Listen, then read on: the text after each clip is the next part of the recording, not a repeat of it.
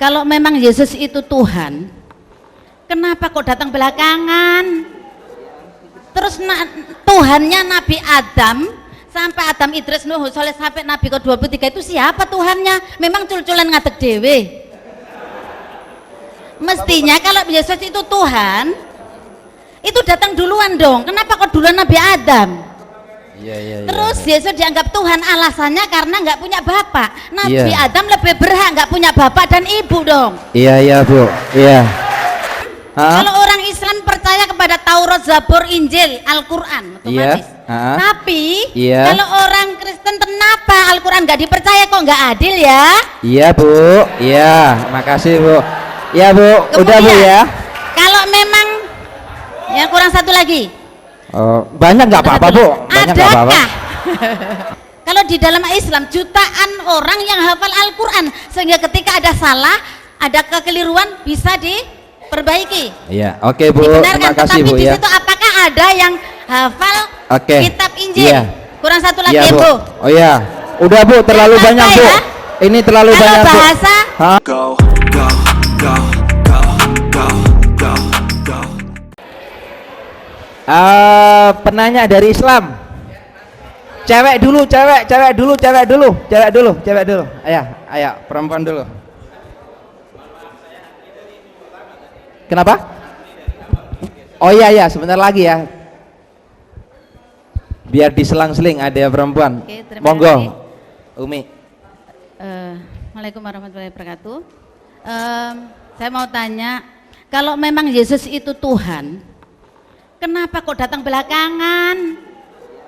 Terus Tuhannya Nabi Adam sampai Adam, Idris, Nuh, Soleh sampai Nabi ke-23 itu siapa Tuhannya? Memang cul-culan ngadeg dewe. Ngerti mas saya? Kalau memang Yesus itu Tuhan, kenapa datang belakangan dan nggak pakai baju lagi?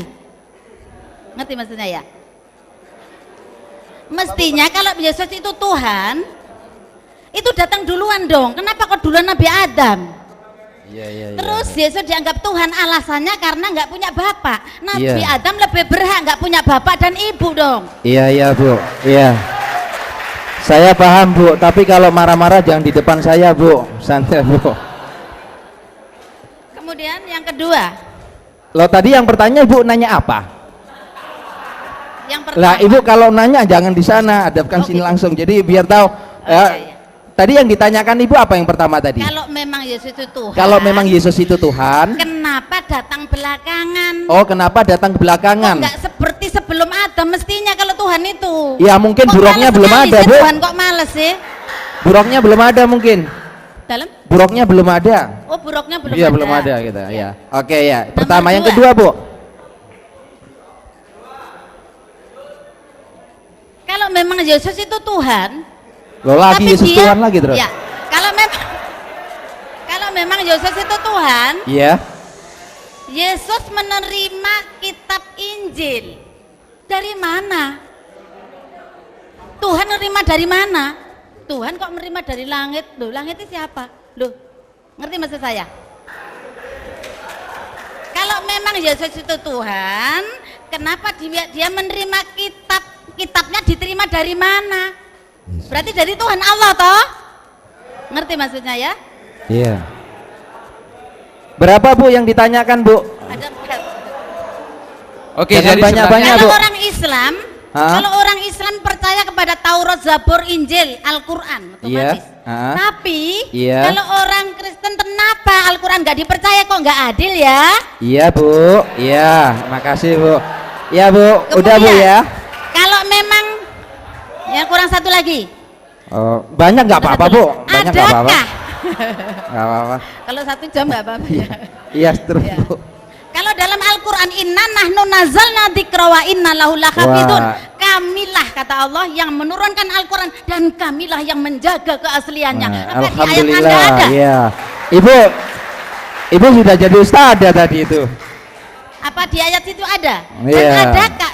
Kalau di dalam Islam jutaan orang yang hafal Al-Quran sehingga ketika ada salah, ada kekeliruan bisa diperbaiki. Iya, oke Bu. Dibenarkan. Terima kasih Tetapi Bu di ya. situ apakah ada yang hafal Oke. kitab Injil? Iya.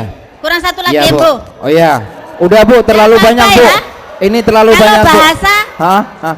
Kalau bahasa Anda Hah? tidak ada pinjam bahasa orang Ah. Islam nggak apa-apa. Ada Natal Akbar gitu barangkali. Iya. Nggak apa-apa.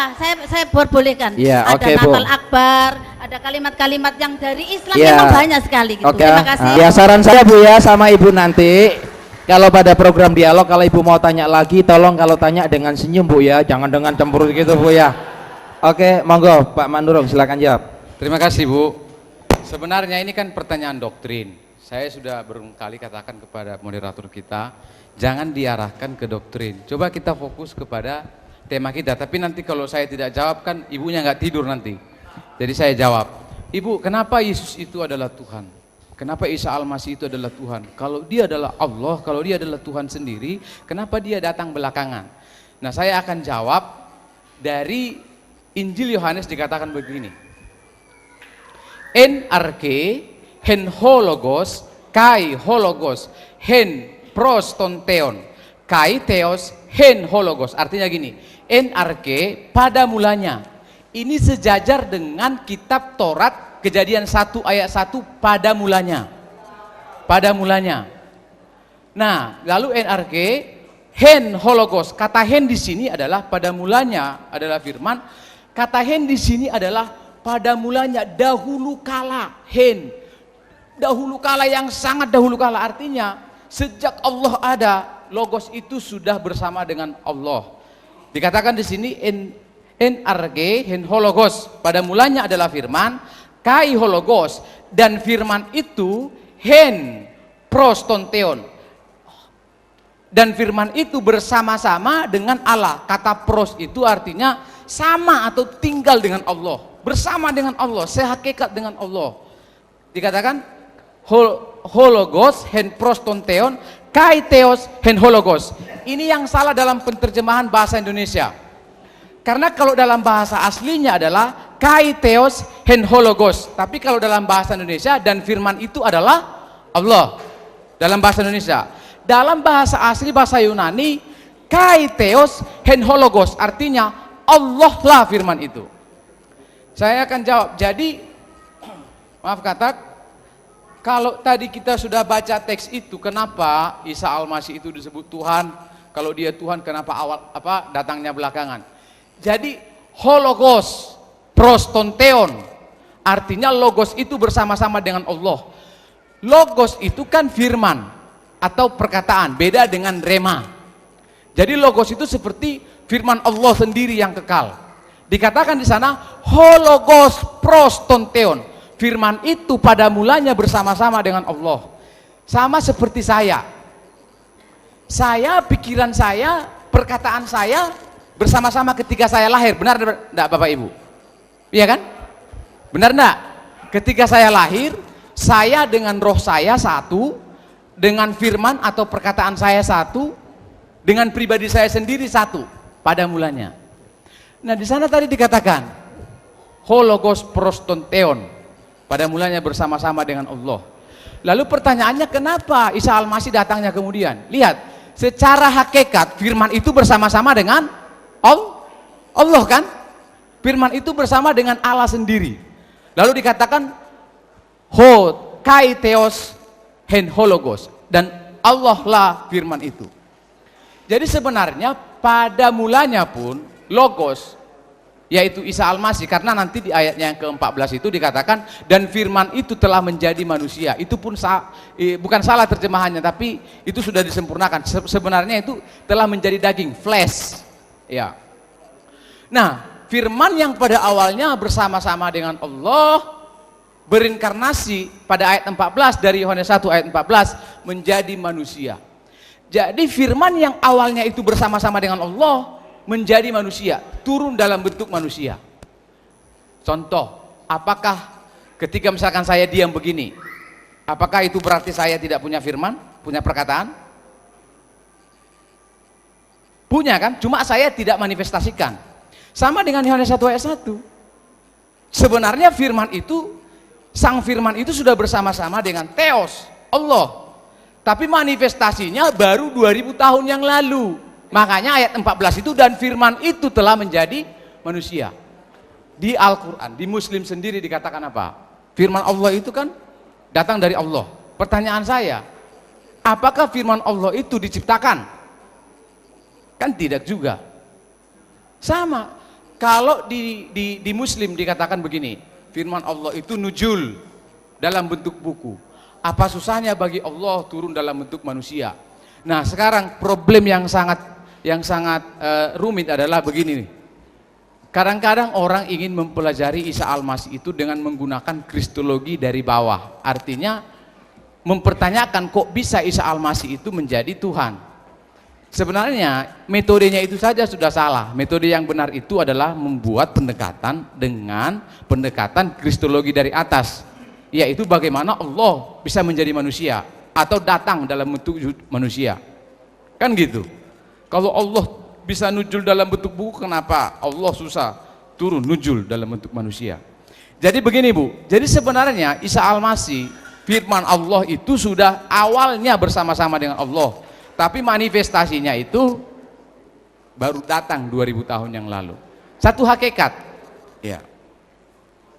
Jadi mungkin kira-kira itu jawaban saya. Ya, oke, terima kasih. Nah, untuk masalah tadi Al-Quran, Taurat dan Zabur, sebenarnya kan di Al-Quran pun dikatakan bahwa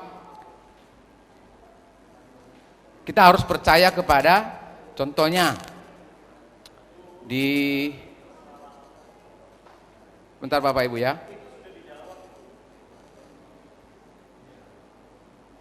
masalah tadi Al-Quran, kenapa orang Kristen tidak mempercayai Al-Quran? Ya, itu kan sudah kembali kepada doktrin. Itu saya sudah katakan dari awal kepada Pak Moderator, mari kita jangan lari ke doktrin. Kalau doktrin itu sudah akidah.